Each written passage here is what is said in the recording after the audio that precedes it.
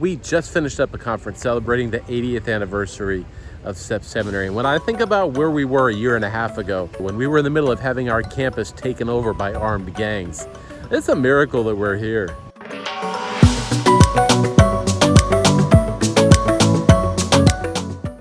Today's a leadership conference that we're holding for Step Seminary.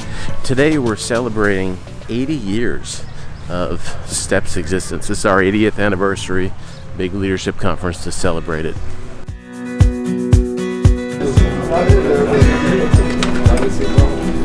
This institution has survived 30 years of dictatorship, a massively catastrophic earthquake. Over the past 3 years especially, STEP has probably faced its most difficult test.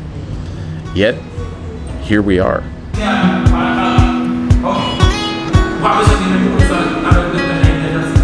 One of the things that I love about this is here we are, we're in a conference where the theme is leadership in a time of crisis. We are in the middle of the biggest political crisis in the past 50 years. I'm watching guys who have grown their organizations in terms of how to lead in crisis. These are the guys I want to listen to.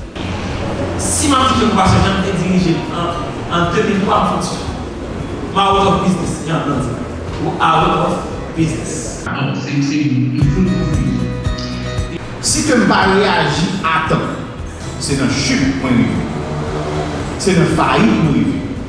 C'est une organisation écrasée pour arriver. Toute organisation écrasée, il a commencé par des signes. Et généralement, c'est à temps que le monde qui fait stratégie a pas réagi que ça arrive.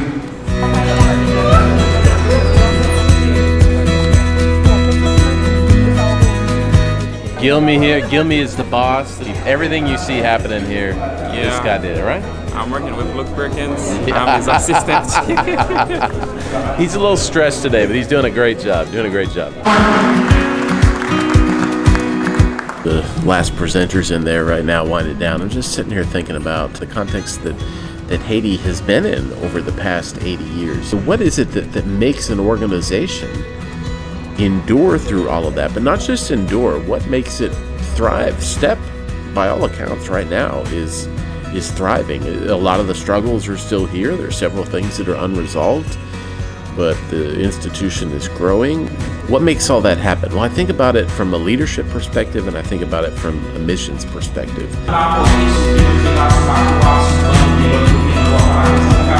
I think from a leadership perspective, what has at least allowed STEP to survive the crisis over the past few years is the fact that, man, we have a solid team. That team is a team that was built and formed long before any of the crises came. When the crises here started, at least the latest ones, it started in 2018, the team was in place and the team was solid, and it's remained that way throughout. When I think about this from a missions perspective, I think about some of the stories I've heard about the missionaries who came here before me. We've got a missionary here in the field right now who's been with this mission for almost 40 years. And he's told me, he said, Luke, they came with the idea that they were going to hand this over to Haitian leadership. I've heard stories about the blood, the sweat, the tears that have been part of the journey to get to where it is right now. Now, does the school today in 2022 look exactly like those who founded it thought it would? Probably not. But where it is today, it's properly contextualized for the Haitian context. The vision is Haitian. The leadership is Haitian. It sits solidly on a foundation, biblical truth, sound theology. So I think it started on day one with the idea that this is something that would be handed over to Haitian leadership. And I think, if you're a missionary and you're watching this video, the missions that are building something that will endure are the missions who are investing intentionally in national leadership from day one.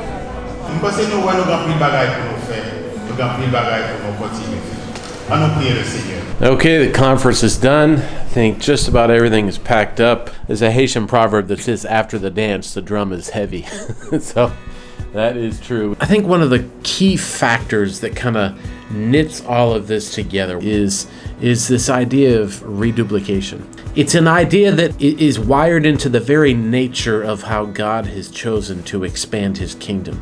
We see this going all the way back to Moses raising up Joshua, and Jesus raising up his disciples, and his disciples raising up their own disciples. What's unique about where we are right now is it's not so much the missionaries that are the examples that everyone is looking to.